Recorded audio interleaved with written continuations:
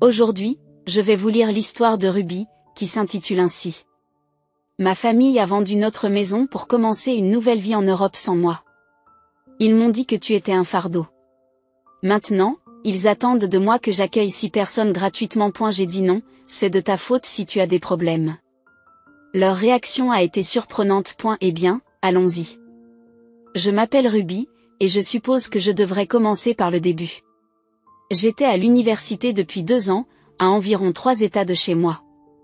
J'ai bénéficié d'une bourse partielle, mais pas totale, malheureusement, et mes parents ont dû couvrir le reste. C'était assez intense de jongler avec les cours et tout le reste, alors je n'ai pas rendu visite à ma grande sœur Emma. Toujours. Quand nous étions enfants, elle avait la plus grande chambre, tandis que j'étais coincé dans la minuscule chambre à côté de la buanderie. Quand elle a eu 16 ans, ils lui ont acheté une voiture, rien d'extraordinaire. Mais une voiture quand même. Aurais-je 16 ans, vous pouvez marcher, c'est un bon exercice. Emma a pris des leçons de piano, des cours de danse, des cours d'art, des camps d'été, tout ce qu'il faut. On ne peut pas se le permettre maintenant, Ruby. Mais d'une manière ou d'une autre, il pouvait se payer les affaires d'Emma. Emma avait 22 ans quand elle s'est mariée avec Jake qui travaille dans une grande entreprise.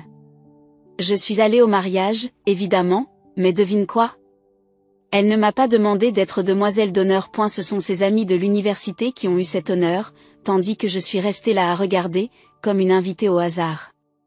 Maman n'arrêtait pas de s'extasier sur le fait que tout était parfait, tandis que papa parlait affaires avec Jake pendant toute la réception. Bref, j'ai fait défiler Facebook et Instagram tout le temps, et ce n'est qu'une photo après l'autre de mes parents passant du temps avec Emma et Jake. Dîner de famille, fête de fin d'année, sortie au hasard le mardi soir, voyage de week-end, et j'en passe.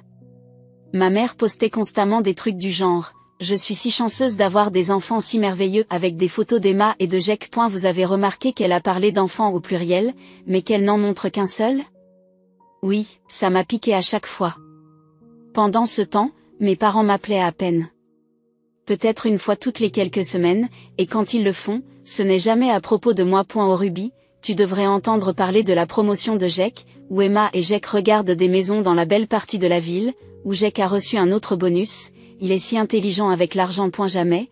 Comment se passent tes cours, tu manges assez, tu as besoin de quelque chose? Juste Jake par-ci, Jake par-là, comme s'il était leur vrai fils et que je n'étais qu'un pis-aller. Mais je m'y suis habituée. Honnêtement. Je ne l'ai presque plus remarqué parce que j'étais tellement occupée avec l'école et le travail. J'y travaillais dans un petit café près du campus, rien d'extraordinaire, je prenais des commandes, je faisais du café et je nettoyais les tables. Mais bon, ça paye quelques factures et ça me donne de l'argent de poche pour les choses que mes parents ne veulent plus m'aider à faire. Le pire, c'était pendant les événements familiaux. Lors du dernier Thanksgiving, quand je suis rentrée à la maison, toute la conversation du dîner tournait autour du travail de Jake et de sa progression dans la vie. Papa n'arrêtait pas de dire des choses comme « voilà ce que j'appelle un vrai plan de carrière », tout en me regardant comme si je perdais mon temps à l'université. Maman a hoché la tête, interrogeant Jake sur ses projets de travail et son brillant avenir, tandis que mes tentatives de parler de mes études ont été interrompues par la phrase « c'est bien, virgule », avant que la conversation ne reprenne de plus belle. Cher, avant que la conversation ne revienne sur les réalisations étonnantes de Jake. Les vacances de Noël sont arrivées et j'avais hâte de rentrer chez moi pour une fois. J'avais économisé l'argent du café et j'avais acheté des petits cadeaux à tout le monde, rien d'onéreux parce que je suis fauchée, mais des choses bien pensées que j'avais choisies avec soin. Une belle écharpe pour maman, un livre que papa m'a dit vouloir, du bon café pour Emma et Jake. Je me suis dit que cette fois-ci serait peut-être différente. Peut-être qu'il serait heureux de me voir. J'ai pris le train pour rentrer chez moi, avec mon petit sac de cadeaux, et je me sentais plutôt bien dans ma peau. Mais quand je suis entrée dans la maison, il y avait d'un chaos bizarre partout. Des cartons, des valises, des gens qui couraient dans tous les sens pour emballer des choses. Mes parents sont là, Emma et Jake aussi, et tout le monde parle des dates de déménagement, des frais d'expédition et des billets d'avion. Personne n'a vraiment reconnu mon arrivée. Le père a juste grogné « Oh, Ruby est là », sans lever les yeux de sa paperasse. Maman m'a fait un vague signe de la main tout en pliant des vêtements dans une valise. « Qu'est-ce qui se passe ?» j'ai demandé, me tenant là avec mon sac de cadeaux comme un idiot. « Ne nous dérange pas pour l'instant, Ruby », dit maman sans même se retourner. « Nous essayons de tout organiser pour le déménagement. Déménager? C'est une nouvelle pour moi. Quel déménagement? Dans quelle rue vous déménagez? Tout le monde a arrêté ce qu'il faisait et s'est mis à rire. En fait, ils se sont moqués de moi. Emma avait un sourire en coin que j'avais envie de gifler. Pas dans quelle rue, Ruby, a dit maman. Comme si j'avais 5 ans. Jack a reçu une offre extraordinaire d'une entreprise internationale en Italie. Nous partons tous ensemble pour l'Europe. J'ai eu l'impression que quelqu'un m'avait donné un coup de poing dans le ventre. On déménage tous? Quand comptais-tu me le dire? Il faut que je commence à regarder les universités en Italie, que je réfléchisse au transfert, que j'apprenne l'italien peut-être. Le silence qui a suivi était assourdissant. Tout le monde me regardait comme si j'avais dit quelque chose de fou. C'est alors que mon père a pris la parole, décontracté comme jamais. Tu ne viens pas avec nous, Ruby. Je suis restée là à regarder mon père comme s'il venait de parler une langue étrangère. Comment ça, je ne viens pas? Je suis aussi ta fille. Maman s'est finalement retournée, et son regard était si froid que mon sang s'est glacé. Ruby, tu as 20 ans. Tu es une adulte maintenant? Les adultes gèrent leurs propres problèmes. Jack a décroché ce poste incroyable, et franchement, nous pensons qu'il est temps que tu apprennes à voler de tes propres ailes. Et si je finissais mon diplôme? Il me reste 2 ans. C'est à toi de régler ce problème maintenant, dit papa, sans même lever les yeux de ses papiers. J'y sens la panique monter dans ma poitrine. Alors, tu vas arrêter de payer mes frais de scolarité? Comme ça? Ruby, soyons honnêtes, dit maman, en s'asseyant sur une boîte emballée comme s'il s'agissait d'une conversation normale. Tu as toujours été un fardeau pour cette famille. L'argent que nous avons dépensé pour ton université aurait pu servir à bien d'autres choses. Le mot « fardeau » m'a frappé comme une gifle. Un fardeau? C'est ce que tu penses que je suis. Comment l'appeler autrement? Emma renchérit en s'avançant, les bras croisés. Tu as une idée de l'argent que papa et maman ont gaspillé pour toi? De l'argent qu'ils auraient pu économiser pour des choses plus importantes? Mon éducation n'est pas importante? Pas quand il s'agit de gaspiller de l'argent, dit Jack, en mettant son bras autour d'Emma. Au moins, Emma contribue à la famille. Elle a trouvé un mari qui a réussi, elle construit quelque chose. Qu'est-ce que tu fais? Tu fais du café? J'ai tenté une dernière approche désespérée. J'ai tenté une approche plus désespérée. Si vous ne me prenez pas maintenant, je finirai l'université ici d'une manière ou d'une autre et je vous rejoindrai après l'obtention de mon diplôme. Donnez-moi juste votre adresse en Italie. Le silence qui suit est assourdissant. Maman et papa échangèrent un regard et Emma eut un sourire en coin.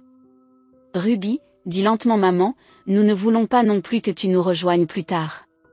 C'est notre chance de prendre un nouveau départ. Emma a hoché la tête d'un air suffisant. Ruby. Tu dois comprendre que nous ne pouvons pas te porter éternellement. Tu es un fardeau financier que nous ne pouvons plus nous permettre. C'était encore ça, un fardeau. Le mot qu'ils avaient utilisé pour définir toute mon existence dans leur vie. J'ai regardé dans la pièce ces gens qui étaient censés être ma famille. Maman s'était déjà remise à plier des vêtements comme si je n'étais pas là. Papa mélangeait ses papiers. Emma et Jack parlaient à voix basse de listes de colisage. Je me suis approchée du sapin de Noël dans le coin, tout décoré et joyeux, et j'ai posé le sac de cadeaux que je tenais. Personne ne l'a remarqué. J'ai passé 20 ans à être leur fille.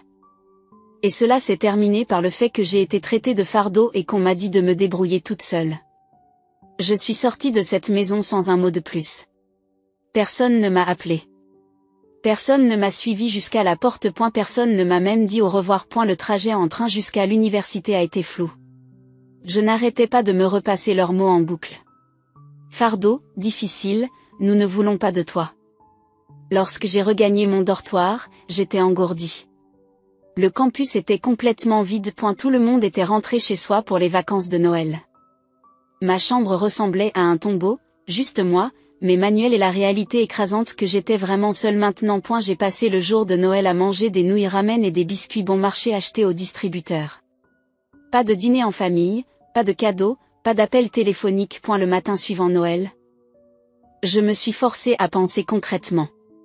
J'avais besoin d'environ 20 000 $ pour terminer mes 2 dernières années d'études. Mes parents n'allaient pas m'aider, ils me l'avaient bien fait comprendre.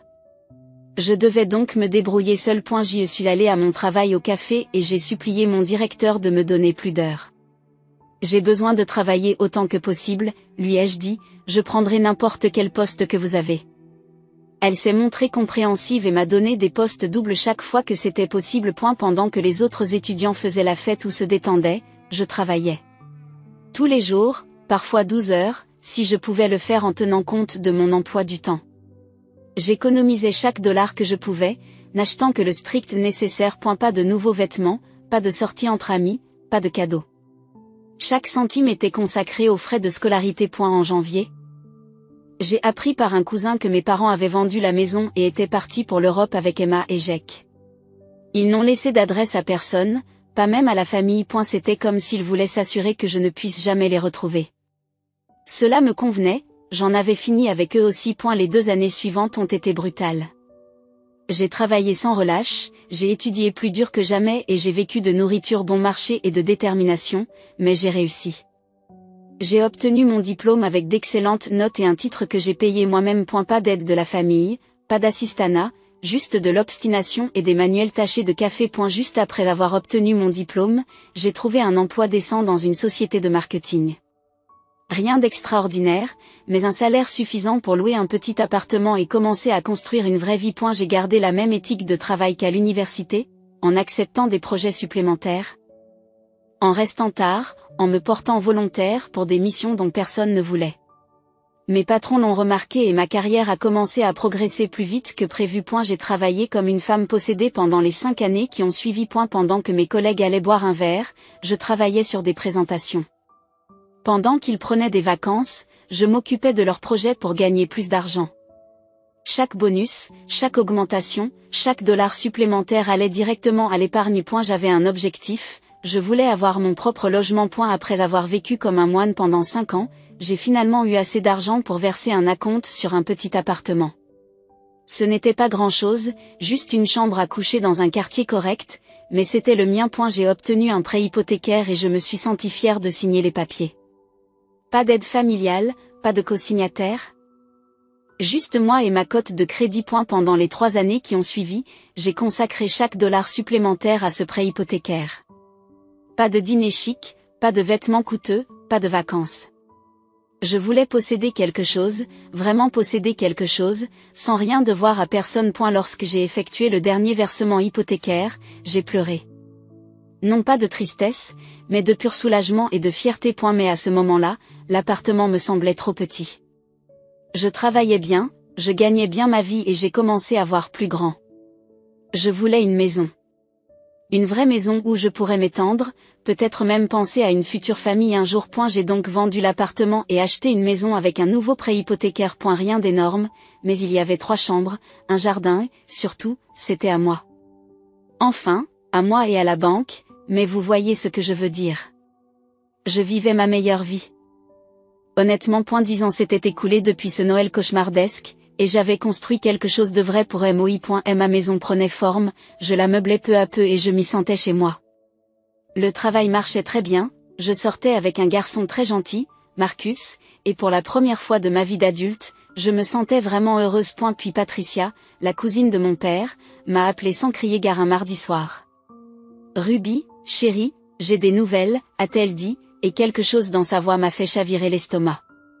Tes parents sont de retour aux États-Unis et ils te cherchent. Mon premier réflexe a été la panique, puis la colère. Comment le sais-tu? Ta mère m'a appelé la semaine dernière pour me demander si j'avais tes coordonnées. Elle m'a dit qu'ils avaient essayé de te retrouver mais que tu avais changé de numéro de téléphone. J'avais changé de numéro 2 fois depuis l'université. Spécifiquement pour qu'ils ne puissent pas me contacter si jamais ils décidaient de vouloir quelque chose. Je suppose que cela a fonctionné pendant un certain temps. Patricia, s'il te plaît, dis-moi que tu ne leur as pas donné mon adresse. Bien sûr que non, ma chérie, je sais ce qui s'est passé il y a 10 ans et je voulais te prévenir. Ils pourraient essayer de contacter d'autres membres de la famille pour obtenir vos informations. Après avoir raccroché, j'ai essayé de ne plus y penser. Quelles étaient les chances qu'ils me retrouvent? J'avais déménagé 2 fois depuis l'université, j'avais changé de travail, j'avais tout changé. Et puis, pourquoi voudrait-il me retrouver maintenant? Après 8 ans de silence radio, je me suis dit qu'il ne fallait pas y penser. J'ai repris mon train-train habituel, travail, gym, temps passé avec Marcus, travaux dans la maison. Pendant environ 1 mois. J'ai réussi à faire abstraction de tout cela. Puis j'ai sonné à ma porte un samedi après-midi, alors que j'étais en train de repeindre ma chambre d'amis. J'ai ouvert la porte et ils étaient là. Ils étaient tous là, maman, papa, Emma, et 3 petits-enfants que je n'avais jamais vus auparavant, accrochés aux jambes d'Emma. Ils avaient l'air plus âgés, fatigués, et ne ressemblaient absolument pas à des personnes vivant leur vie de rêve en Europe. Pendant un moment, je suis restée bouche bée, le rouleau de peinture toujours à la main. Surprise, dit maman d'une voix faussement joyeuse, comme si nous étions des amis perdus de vue qui se retrouvaient pour déjeuner. Comment m'as-tu trouvé? J'ai réussi à demander. Elles n'ont pas répondu. Au lieu de cela, elles sont passées devant moi et sont entrées dans ma maison comme si l'endroit leur appartenait. Les enfants ont immédiatement commencé à courir dans tous les sens et à toucher à tout. Waouh, Ruby, dit Emma, en regardant autour d'elle avec une expression évaluatrice. C'est une belle maison, il y a beaucoup de place. Maman faisait la même chose, parcourant mon salon comme si elle le mesurait. Oui, c'est parfait, il y a beaucoup d'espace pour les enfants. Mais qu'est-ce que tu racontes? J'ai enfin trouvé ma voix. Emma s'est assise sur mon canapé sans y être invitée, tirant son plus jeune enfant sur ses genoux. Jake s'est avéré être un vrai salaud. Nous avons acheté une maison en Italie, mais il a tout mis à son nom. Puis il a trouvé une jeune Italienne et nous a tous mis dehors. Et elle a divorcé, poursuit-elle, la voix amère. Il s'est arrangé pour que je n'ai pratiquement rien, pas de maison, pas d'argent, à peine une pension alimentaire pour les enfants. Nous nous sommes retrouvés sans rien. Maman a hoché la tête de façon spectaculaire. Nous avons dû revenir aux États-Unis sans presque rien. Cela fait 1 mois que nous logeons dans un motel. C'est terrible, ai-je dit lentement. Je suis désolée que cela vous soit arrivé. Mais je ne comprends toujours pas pourquoi vous êtes ici. Le silence qui a suivi était révélateur. Ruby, dit papa sur le même ton condescendant qu'il avait utilisé il y a 8 ans, nous sommes une famille. Nous devons nous serrer les coudes dans les moments difficiles. C'est alors que j'ai compris qu'ils n'étaient pas là pour s'excuser ou reprendre contact.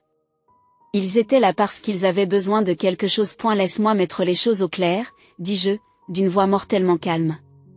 Il y a 8 ans, tu m'as dit que j'étais un fardeau, tu as refusé de m'aider à finir l'université et tu as déménagé en Europe sans même laisser d'adresse. Maintenant, tu es de retour parce que ta vie parfaite s'est effondrée, et tu veux quoi au juste? Maman m'a regardé comme si je n'étais pas raisonnable. Nous voulons rester ici, Ruby, avec toi. Nous sommes une famille. Et la famille s'entraide. Je les ai regardés pendant un long moment. Emma était assise sur mon canapé comme si elle y avait sa place. Maman était déjà en train de réorganiser mentalement mes meubles. Papa me regardait avec impatience, comme s'il était évident que j'allais dire oui. Les enfants couraient dans ma maison, touchaient mes affaires, faisaient du bruit. Non, j'ai dit doucement. Quoi? Maman a cligné des yeux. J'ai dit non, absolument pas, tu ne restes pas ici. Ruby, sois raisonnable, a commencé papa. Raisonnable, l'ai-je interrompu. Tu veux parler de raisonnable? Laisse-moi te dire ce qui est raisonnable. Raisonnable, c'est se souvenir qu'il y a 10 ans, quand je t'ai supplié de ne pas m'abandonner, tu m'as dit de gérer mes propres problèmes parce que j'étais adulte. Eh bien, devinez quoi? Vous êtes tous des adultes aussi, gérez vos propres problèmes. Le visage d'Emma devint rouge. Ruby, tu n'es pas sérieuse? Nous avons des enfants. Tu aurais dû y penser avant de tout mettre au nom de Jake. Tu aurais dû y penser avant de brûler les ponts avec le seul membre de ta famille qui aurait pu t'aider. Tu es égoïste, s'emporte maman, sa fausse gaieté se fissurant enfin. Nous t'avons élevé, nous t'avons tout donné. Tout. Tu ne m'as rien donné. J'ai payé mes études, j'ai acheté mon appartement, j'ai acheté cette maison. Tout ce que j'ai, je l'ai gagné moi-même pendant que tu vivais en Italie. Et la pièce est devenue silencieuse, à l'exception des gémissements des enfants. Il pouvait sentir la tension. Ruby, dit papa sur ce ton manipulateur que je me rappelle de mon enfance, tu peux sûrement trouver dans ton cœur la force de nous pardonner. La famille, c'est la famille. J'ai regardé chacun de leurs visages. Ils étaient toujours dans leurs droits, ils attendaient toujours de moi que je règle leurs problèmes alors qu'ils n'assumaient aucune responsabilité pour leurs propres actions. Vous savez quoi? Ai-je dit en me dirigeant vers la porte d'entrée et en l'ouvrant. Tu as raison, la famille, c'est la famille. Et tu as été très clair il y a 10 ans, je ne fais pas partie de la tienne. Ruby, ne fais pas ça, je suis un plaidoyer, mais je pouvais voir le calcul dans ses yeux. Je ne fais rien, je ne fais qu'appliquer la même logique que celle que tu as utilisée sur moi. Vous êtes des adultes, débrouillez-vous. Ils sont partis, mais pas avant que maman ne me dise en sifflant que je le regretterais, qu'il trouverait un moyen de m'obliger à les aider. Je me suis dit que c'était fini. Ils avaient proféré leurs menaces, j'avais tenu bon et j'espérais qu'ils retourneraient en rampant dans le trou d'où ils étaient sortis. J'ai repris ma vie, mon travail, Marcus, la réparation de la maison. Je me suis presque résignée à ce que ce soit fini. Puis, un mois plus tard, j'ai reçu des documents juridiques. Mes parents me poursuivaient pour obtenir une aide financière. 4 000 $ par mois. Les documents prétendaient qu'ils étaient âgés et incapables de travailler, et qu'en tant que leur fille, j'étais légalement obligée de subvenir à leurs besoins. Ils avaient joint des certificats médicaux attestant qu'ils étaient handicapés et ne pouvaient pas gagner d'argent. J'ai regardé ces documents pendant 10 bonnes minutes avant que la rage ne me saisisse. Ces personnes qui m'avaient abandonné, traité de fardeau et refusé de m'aider à aller à l'université exigeaient maintenant que je leur verse 4 000 $ par mois. L'audace était à couper le souffle. J'ai immédiatement appelé un avocat. Sarah Chen m'a été recommandée par un collègue, lorsque je lui ai expliqué la situation, elle s'est montrée incrédule. Laissez-moi comprendre, m'a-t-elle dit. Ils ont supprimé le financement de vos études, ont déménagé dans un autre pays sans vous le dire. Et maintenant ils veulent que vous les souteniez financièrement, c'est tout à fait exact. D'accord, nous devons rassembler des preuves. Avez-vous la preuve que vous avez payé vous-même vos 2 dernières années d'études? Des relevés bancaires, des documents de prêt, des dossiers de travail, j'ai passé les 2 semaines suivantes à fouiller dans de vieux papiers. Des relevés bancaires montrant mes chèques de paie du café, des reçus de paiement des frais de scolarité, tout ce que j'ai pu trouver. C'était douloureux d'examiner ces vieux documents, ils m'ont rappelé les souvenirs de la double journée de travail pendant que mes camarades de classe faisaient la fête, les mois passés à manger des ramen pour économiser de l'argent, le stress constant de me demander si j'aurais assez d'argent pour payer les frais de scolarité du semestre suivant. Mais j'avais tous les reçus, tous les relevés bancaires, toutes les preuves que j'avais fait tout cela moi-même. C'est bien, a dit Sarah quand je lui ai apporté les documents, mais il nous faut plus. Avez-vous des preuves écrites de leur abandon? Des documents prouvant qu'ils vous ont coupé les vivres? C'est alors que je me suis souvenu de Patricia. Je l'ai appelée et lui ai expliqué ce qui se passait. Chérie, c'est terrible, m'a-t-elle dit, mais tu sais quoi? J'ai peut-être quelque chose qui pourrait t'aider. Elle est venue 2 jours plus tard avec une enveloppe de manille. À l'intérieur se trouvait une lettre, une vraie lettre en papier sans adresse de retour, postée d'Italie environ 6 mois après leur départ. Je l'ai lue en tremblant, elle était de ma mère, et elle était brutale. Elle disait à quel point ils étaient soulagés d'être débarrassés de moi, à quel point j'avais toujours été un fardeau et une déception. À quel point ils étaient plus heureux sans avoir à se préoccuper de mes problèmes. Elle a même utilisé l'expression « personne complètement inutile » pour me décrire. Mais ce n'est pas tout. Patricia a sorti son téléphone. J'ai aussi enregistré une conversation que j'ai eue avec ta mère il y a 2 semaines. Elle m'a appelé pour se vanter du procès. Elle a fait écouter l'enregistrement. La voix de ma mère est apparue clairement, expliquant qu'ils avaient falsifié des documents médicaux pour se faire passer pour des handicapés, qu'ils pensaient que je gagnais bien ma vie et que je devais être obligée de la partager, que c'était une vengeance parce que j'avais refusé de les laisser emménager. Le procès a été un véritable cirque. Mes parents se sont présentés avec Emma et ses 3 enfants, tous habillés comme s'ils allaient à l'église. Mes parents avaient des déambulateurs et faisaient semblant d'être fragiles.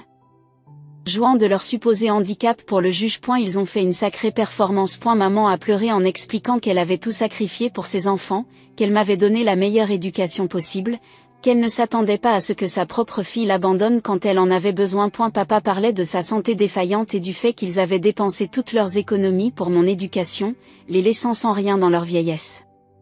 Ce n'étaient que des mensonges, mais des mensonges convaincants. Puis ce fut notre tour. Sarah a méthodiquement présenté les preuves. Les relevés bancaires montrant que j'avais payé mes propres frais de scolarité. Mes dossiers de travail prouvant que j'avais travaillé à temps plein pendant mes études. les documents relatifs à la vente de leur maison et à leur déménagement en Italie. Puis elle a fait écouter l'enregistrement. La salle d'audience est devenue totalement silencieuse lorsque la voix de ma mère a envahi la pièce. Admettant avoir falsifié des documents relatifs à l'invalidité et se vantant d'avoir manipulé le système juridique pour m'extorquer de l'argent. Elle a ensuite présenté la lettre. Sarah en a lu des passages à haute voix, notamment la partie où ma mère me qualifiait de complètement inutile et disait à quel point ils étaient heureux d'être débarrassés de moi. L'avocat de mes parents avait l'air de vouloir disparaître dans le sol. Le juge n'était pas du tout amusé. Ce tribunal estime que les demandes du plaignant sont non seulement sans fondement, mais aussi frauduleuses, a-t-il déclaré. Les preuves montrent clairement qu'il y a eu abandon et manipulation. En outre, les défendeurs ont admis avoir falsifié des documents médicaux, ce qui constitue un délit grave. Le juge a prononcé un non-lieu et ordonné à mes parents de payer une amende substantielle pour les documents falsifiés. Elle a également émis une ordonnance restrictive les empêchant de me contacter. À l'extérieur du palais de justice, mes parents ont essayé de m'approcher, mais Sarah s'est interposée. N'y pensez même pas, si vous vous approchez encore de mon client, vous irez en prison. Ils sont partis l'air vaincus et en colère. Emma m'a jeté un dernier regard haineux avant de les suivre. C'était il y a 2 ans. Je n'ai plus jamais entendu parler d'elle, et honnêtement, je ne le souhaite pas. Patricia m'a dit qu'ils avaient déménagé dans une petite ville d'un autre État, probablement pour éviter les conséquences juridiques de leur fraude. Moi, je vais très bien. Marcus et moi nous sommes mariés l'année dernière, il m'a incroyablement soutenu tout au long de cette histoire juridique. Nous envisageons de fonder bientôt une famille.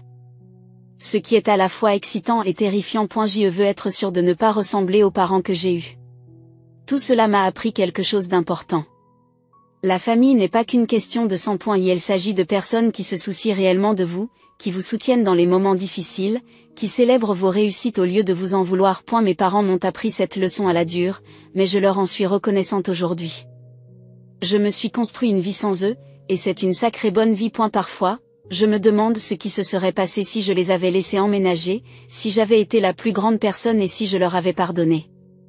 Mais je me souviens alors de cette lettre, de cet enregistrement, de la façon dont ils me regardaient, comme si je leur devais quelque chose pour le simple fait d'exister. Je ne leur dois rien, je ne leur ai jamais rien dû, et maintenant, enfin, je suis libre.